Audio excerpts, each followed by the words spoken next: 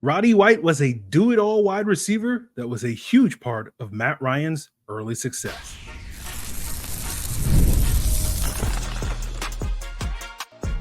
You are Locked On Falcons, your daily Atlanta Falcons podcast. Part of the Locked On Podcast Network, your team every day.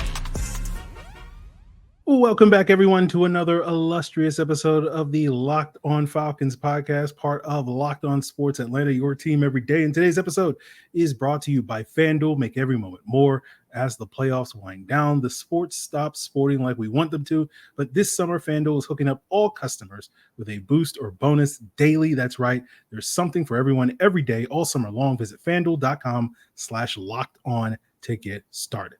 So if you don't know me, I'm your very humble podcast host, Aaron Freeman, a.k.a.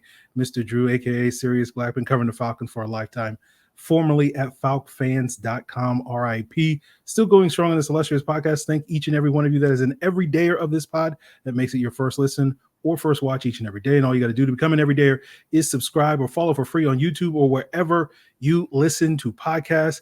In today's episode, we have a very special episode, another one of our Falcons Historian Player Shootouts.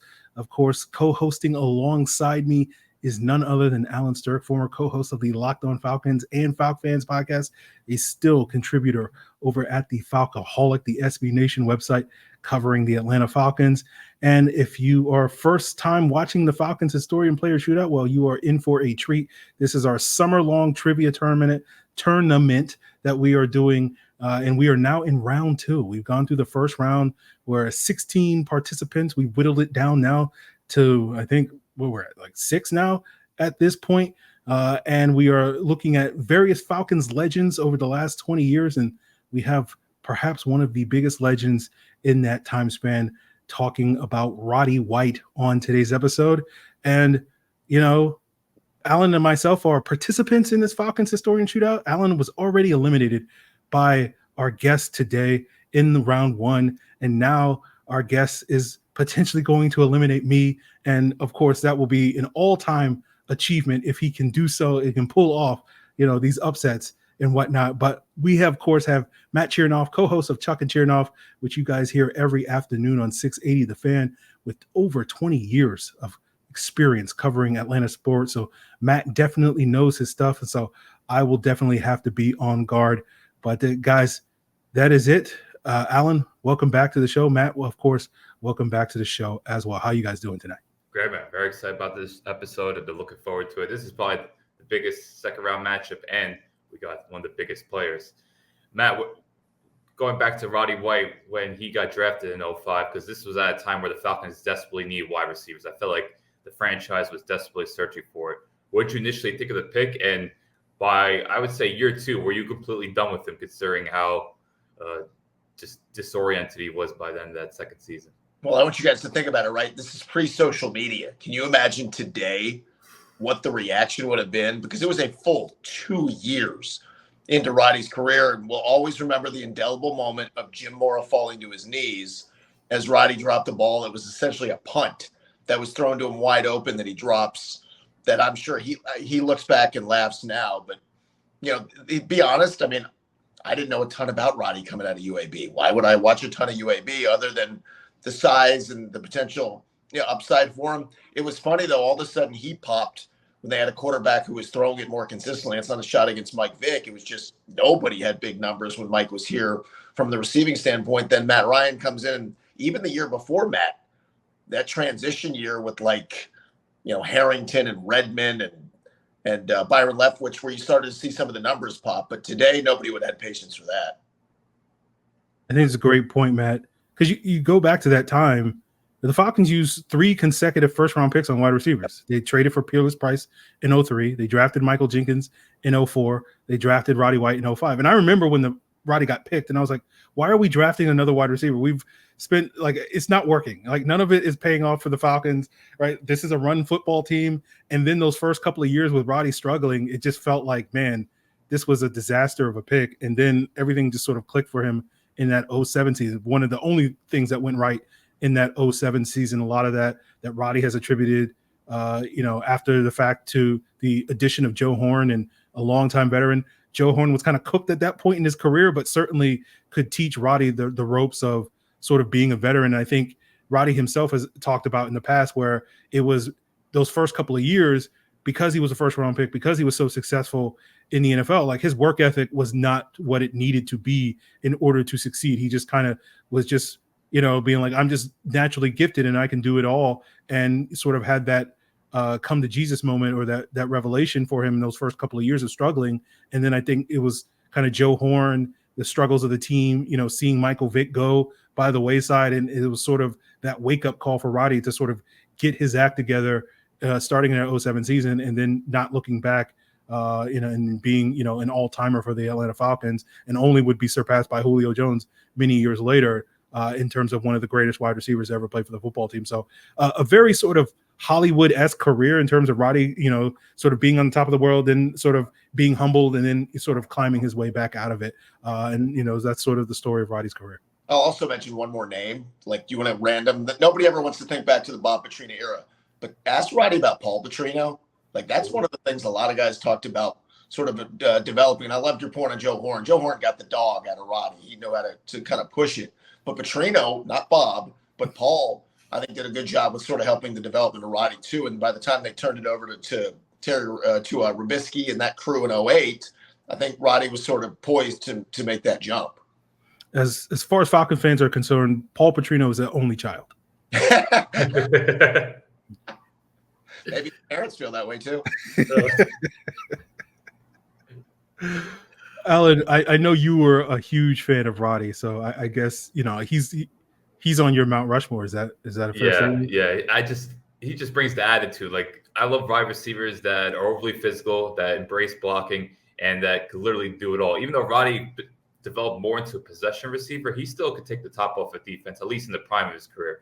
And he was just someone you always had to account for. And no matter the game, I would say from like 2008 to 2012, he made an impact practically every game he played it. And I'm not going to say he was the best wide receiver in the league during that time frame, but if I was building a team that I was going to battle with, playing against the best defenses, I'm picking Roddy White over everyone, just because I know he can handle that man coverage. He can handle press. He's going to block, and he's not going to shy away from anyone. So that's why I just love the fearlessness factor, because I think wide receivers in the NFL at that time was kind of peak diva era. And I feel like Roddy, even though he briefly held out and he had a couple of controversial moments, but for the most part, his work ethic was unbelievable. And I think any bout through injuries, like I remember, I think 2010, he was like questionable every week. He would miss practice time and he would still go out, get 80, 100 yards a game on Sunday. So I just think when it comes to just that battle test receiver, someone who could handle it all, Roddy was the guy. And I think every team, especially a young team at the time, which the Falcons were, especially in 2008 to like 2010, you need someone that have that attitude, someone that's just like a tone setter. And Roddy was the ultimate tone setter. Yeah, I remember that 2008 season where, with Matt Ryan coming in and having that successful rookie season. But I just remember a lot of Matt Ryan's early success that season seemed to me just like Roddy's open down there somewhere, and I'll just throw it up and let Roddy go and get the football and sort of be that physical presence that you're talking about, Alan. That, I don't think he's quite as good as this player was in his prime, but they were like a similar style of player, which is like DeAndre Hopkins in terms of how they played with this sort of physicality. Weren't going to necessarily win with sort of like elite separation in the ways that other guys can do, but just sort of like you're not going to be able to out physical that guy at the line of scrimmage or at the top of the route, and then he can sort of win in those contested catch situations. So like I feel like Roddy was a huge component of Matt Ryan's early success of having that reliable wide receiver where he can just be like, you know what, screw it, just throw it, and my guy will come down with it. And I think more often than not in those first couple of years of Matt Ryan's career, Roddy definitely lived up to that. Well, he also became a guy who was great at the push-off, and I mean that as a compliment. He would get away with that push-off because of his size and physicality, which I distinctly remember maybe it was a Ravens game at the end of a game. He had a walk-in touchdown because whoever the DB was just got thrown because Roddy was that physical. I think the saddest part of Roddy, and nothing that ends well, but we all remember Kyle Shanahan taking great joy in both mocking Roddy and sort of mocking Falcons fans and media by force-feeding him 3 straight throws to start a game after not having any targets the week before. And like I said, nothing that typically ends well, but that one was not exactly the way you wanted Roddy to go out. No, man. In that game, I think Matt Hasselbeck was the quarterback, and that was like the last of Matt Hasselbeck. That was just one of those ugly losses. Yeah, But, no, that was not a pretty game. Yeah. Like I think 2014 we kind of saw Roddy slowly decline. I think age caught up to him. I think he had a bad hamstring injury in 2013 that he tried to rush back because the Falcons had Super Bowl expectations that year and everything else went to smoke. But I want to mention quickly 2012 because I think just Julio's emergence and Tony Gonzalez having the best year to me as a Falcon. I think Roddy kind of gets forgot about in 2012. And to me, that was one of his best seasons. Aaron, do you remember 2012, how much of a difference he made? Yeah, if I'm not mistaken, I think Roddy led the team in explosive plays in 2012, and a lot of that was due to, like, I just vividly remember watching the film, and the Falcons would go like max protect with their 7 or 8 man protection and send Julio and Roddy deep on these deep routes, and because I think defenses were so geared towards like we can't let Julio beat us. That was the sort of the first year where teams were game planning for Julio, that it would just give Roddy all these one-on-one situations that he would have. It kind of reminds me of, and Matt will maybe remember this, of the 98 tandem with Tony Martin and Terrence Mathis. And like Tony Martin was the deep threat, but Terrence Mathis was traditionally the more possession receiver throughout his career. But that year in 98, like Terrence Mathis was just so good at making those explosive plays, just because as gifted a receiver as Mathis was in 98 and Roddy was in 2012, like you put them in one-on-one situations down the field, as we've been discussing, like he's going to win those situations more often than not. And so that's kind of, to me, the there was some games late in the 2013 season after he came back from injuries that were kind of the last hurrah of Roddy sort of at his peak. But like that 2012 season as a full season, certainly I think was the last hurrah. And I think he really showed up where we really got to see sort of peak Julio and peak Roddy sort of still playing at a high level. And that was a big reason that spearheaded that team to the NFC Championship that year. Elbow moment there is against Richard Sherman in the divisional round, right? Classic. Finger and loco to Roddy, and Roddy scores that touchdown, and you get the golf clap from Richard Sherman off that moment. But Aaron, to your point, that's what that was. Let me get him in space. The safety wasn't there. Roddy's size and still had the speed. He was going to complete that one, and he wasn't known at that point maybe for still the guy that could take the top off, but every now and again he did. Yeah, I actually went back and rewatched that play earlier today, and sort of if you see Roddy at the beginning of that route, he kind of slow plays it as if he's just going to release on a short route, and it kind of, I think, causes the safety to kind of bite down on the opposite side of the field, and that gives him that one-on-one opportunity, Richard Sherman, and he burned him for that touchdown. And of course, as you mentioned, we got the golf clap, an all-time Richard Sherman moment. Where he'll be petty even when he gets beat on a play like that. I respect the pettiness. Yeah, absolutely. Last quote I want to mention with Roddy because it was an all-timer. I don't like anything about New Orleans except the food. That's another great one for Roddy. Yeah, Roddy was a Saints killer. He had a lot of big games against the Saints over his career. So I think that's another thing. As we've done this thing with the various players and looking at all the different players that were Saints killers, like it does sort of give those guys a special place in the heart of, I think, Falcon fans everywhere when you can have some of your biggest moments against a hated rival like the New Orleans Saints. Yeah. Also, I'll mention, and this isn't part of the quiz, so we can mention this moment, but I think this is probably the last great Roddy moment was 2014 week 16 against the Saints, where Falcons defense finally showed up after 15 weeks. And I think Roddy scored a touchdown on Keenan Lewis. It was such a push off, but it was such a great moment because Keenan Lewis wouldn't stop talking.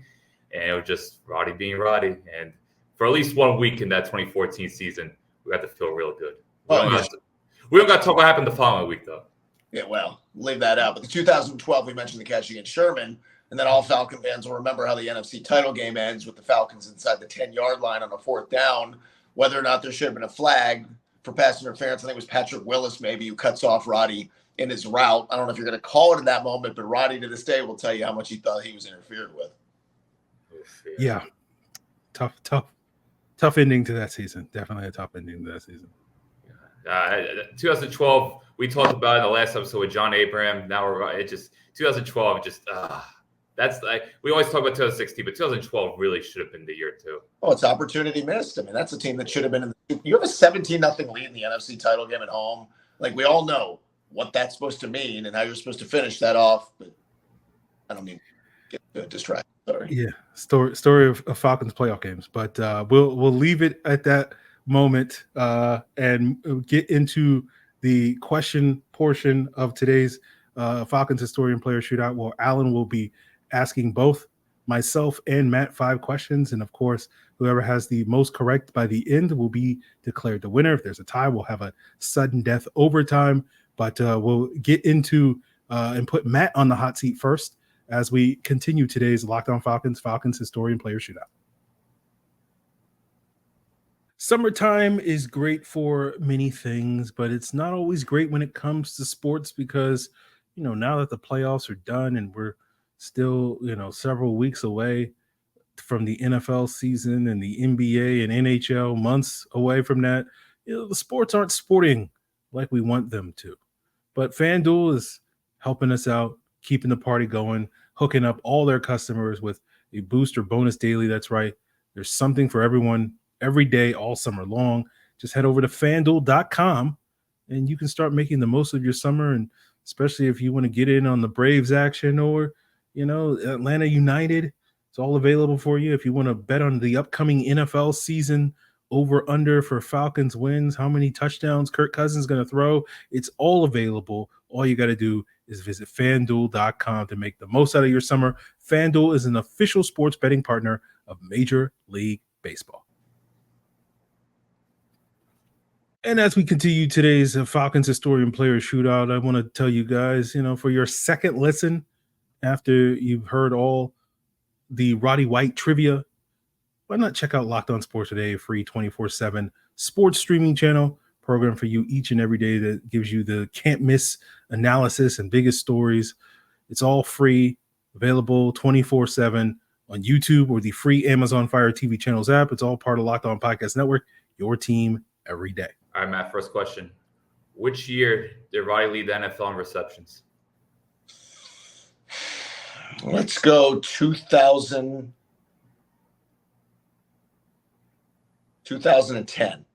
That's correct. Roddy produced 1,382 receiving yards in 2008, breaking the franchise single-season receiving yard record. Which wide receiver did he surpass? Oh, God. How about, this is going to be wrong. I know it's going to be wrong. Michael Haynes. Incorrect. It was Alfred Jenkins, 1981. For Jenkins' moment. I thought that the old school question could get there. Stop feeling about myself and my friends and my family. Aaron, would you have gotten that? No. No. Dang. No. Okay. In Roddy's memorable breakout year in 2007, he had 5 100-yard games. Who was the first team? This is an NFC team that he went over 100 yards against. 2007. He did it against the 2007 sucked. The Vikings. Incorrect. It was the Panthers. The game where D'Angelo Hall lost his mind. Oh, wow. Oh, yeah. Okay. Roddy had a big game. I think he had like a 60-yard touchdown, and then D'Angelo Hall did D'Angelo Hall things. Game kind of just went up in smoke. Yeah. Question 4. Roddy scored 3 playoff touchdowns in his career. You already know one, but you got to name all 3 teams. All right, so we got the Seahawks in the bag. Let's go with the Arizona Cardinals, and then let's go.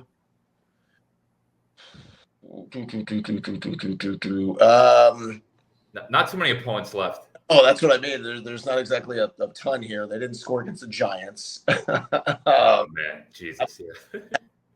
So what did you say? Against the Packers. That is correct. Cardinals, Packers, Seahawks. I thought Cardinals, Seahawks were pretty obvious, if you remember, but Packers, that game was so miserable, but he did score like a garbage time touchdown. All right. So you got that one. Last question. So Roddy led the NFL in receptions in 2010, but he was second receiving yards.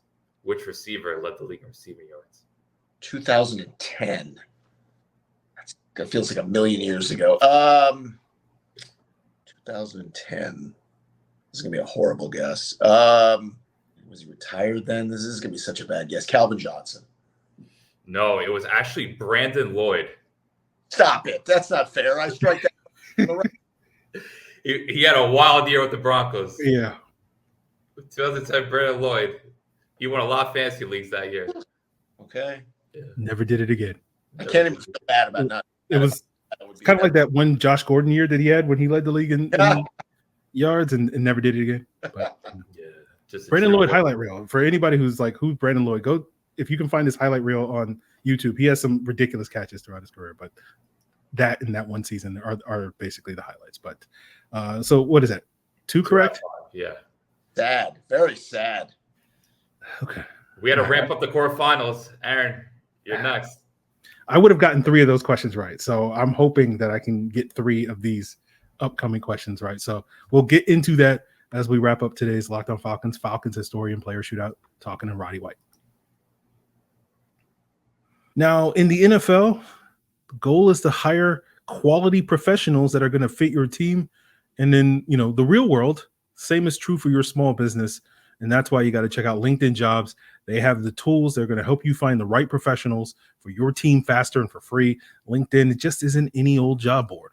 They're going to help you hire professionals that you can't find anywhere else, even those who aren't actively searching for a new job, but just might be open for the perfect role. In a given month, over 70% of LinkedIn users don't visit other leading job sites. So if you're not looking on LinkedIn, you're looking in the wrong place. On LinkedIn, 86% of small businesses get a qualified candidate within 24 hours. They hire professionals like a professional on LinkedIn. Post your job for free at linkedin.com/lockedonnfl. That's linkedin.com/lockedonnfl to post your job for free. Terms and conditions apply. All right, Alan. Here we go. First question. Who was the opponent that Roddy scored against when he revealed the free Mike Vick t-shirt in 2007? Oh, man, this is the one thing I did not look up. Let's go with the Saints. That is correct. Okay. That was an infamous moment. I'm surprised you struggled with that one. I forgot what game it was, and I was like, feel like it's maybe the Saints, but I couldn't remember. Considering the aftermath of that game, all right, Roddy had his first 1,000-yard year in 2007. It ended a long stretch of the Falcons not having a 1,000-yard receiver. Who was the last receiver to produce over 1,000 yards before Roddy? You just got to name the player. I have a guess. I'm just trying to think if there's anybody that I'm missing that came after this player. Terrence Mathis? That is correct. 1999. I wanted these questions. You'll get to... Okay. In 2012, Roddy went on a three straight 100-yard games against NFC opponents. You got to name 2 of the 3 opponents. What season? 2012. 3 straight 100-yard games. All of them against NFC teams. Name 2 out of 3 NFC teams. I can name all 3. Cowboys, Saints, Cardinals. Wow. Oh, this is domination. Dang, Aaron. Well done. Well, look, my secret is I know what kind of questions Alan asked, so I was like, he's going to ask these consecutive 100-yard game questions, so I need to memorize that. Man. Now you tell me I got to switch it up now. Question 4. Roddy had one 200-yard game during his 2010 season. Who was the opponent? One 200-yard game. Yeah. In 2010? Yes. I believe that was the Bengals. Wow, that is correct. Ow. Man, Aaron, put on a show. Let's see if he can get all 5. Roddy finished 4th in receiving yards in his terrific 2008 season. Name 2 of the 3 wide receivers that finished above him. Andre Johnson and Steve Smith. All right, I got to change up these questions. You're correct. Aaron, 5 for 5. Oh, man. Beyond impressive. Damn, someone did their homework. Yeah, I did because, yeah. Aaron, don't be humble. You're the 5 for 5 of this tournament. Yeah, but, I got to stay humble. That's my reputation. I got to stay humble. Okay. But, I had a leg up. I've seen how you ask questions, so I do have a little bit of an advantage. I feel for Matt right now. Matt, how many of those would you have gotten? So I would not have had any idea about the 3 straight. I wouldn't have remembered the 200-yard performance. I would have gotten the first couple, maybe the third. After that, I would have tapped out. Oh, man. All right. Aaron there was domination. There's nothing I can do except take my L and slink away. Yeah. Do you guys remember? I knew I had to step my game up against Matt because I know he knows his stuff. Yeah. Do you guys remember that Bengals game in 2010? That was one of the more entertaining once last It was season. a back and forth game. It was him and Pac-Man Jones were going at it. I think Pac-Man had a pick 6 in that game too. It was like the Falcons got up big and then they like blew the lead and then they scored like, I don't know, like 21 points in the fourth. Something crazy happened in that game. Falcons blew a lead? Yeah. Come on now. Never happened before. Not on brand. Okay. All right. Before we wrap up the show, Aaron, so you'll be going against Corey Woodruff in the semifinals. And now we're going to see which player will be quizzed on next. It'll either be Michael Vick or Julio Jones. Okay. Any preference? Well, I'm rooting for Julio. I got him on the wall. So. Okay. All right. You got Mike Vick. Okay. I'll take that. All right. Another 2000s player. All right. You know, I can share my Newport News memories because me and Mike Vick hail from the same hometown. So, you know, there we go. Go way back. Nice. Matt, let the people know what you got going on these next few weeks and you have anything going with training camp. Yeah, I won't be doing any trivia on the show, but yeah, Aaron mentioned every afternoon on the 680 The Fan 2 to 6 on our Mighty mobile app. And for everybody who, I don't know if anybody has a podcast. I don't know. Nobody has podcasts anymore. My podcast drops every morning at 10 a.m. It's called The Daily 10, which is kind of a little digital sports page to give people a little quick 10-minute thumb scale of what's going on throughout the day. There you have it. Okay. Well, Matt, we appreciate you providing your knowledge here on this tournament. You know, Aaron, there's nothing I can do. Like I said, it was domination. I've got to take my loss like a man and try again next time.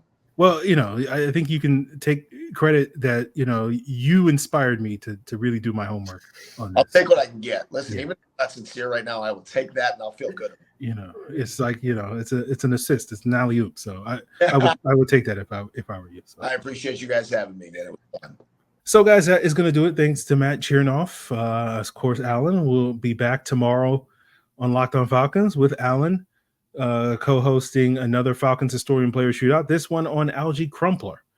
And our contestants will be Will McFadden and Daniel Flick, answering their trivia questions on that. So we'll be, I think, we've got one more round 2 matchup to go. I think we'll see how the schedule goes if we'll start round 3 next week. But, you know, we're a couple of weeks away from wrapping this thing up. Of course, training camp is coming on. So we'll certainly try to get this thing done in a timely fashion. But, we'll also have to balance that with, you know, the ongoing daily news of training camp. So that will be fun as we try to strike that balance here on Locked On Falcons. But, of course, continue to make us your first listen so that you don't miss any episodes of not only the Falcons Historian Player Shootout, but also upcoming training camp coverage. We're, you know, basically a week away now at this point in time from training camp, and then the 10-month marathon that is the NFL season and the offseason begins a week from today. So I'm all ready for it. I'm geared up. I'm ready to go. I'm all stretched, you know, ready to go. So that is in store for you guys here on Locked On Falcons. I hope you guys continue to make us your first listen. All you got to do is be coming every dayer.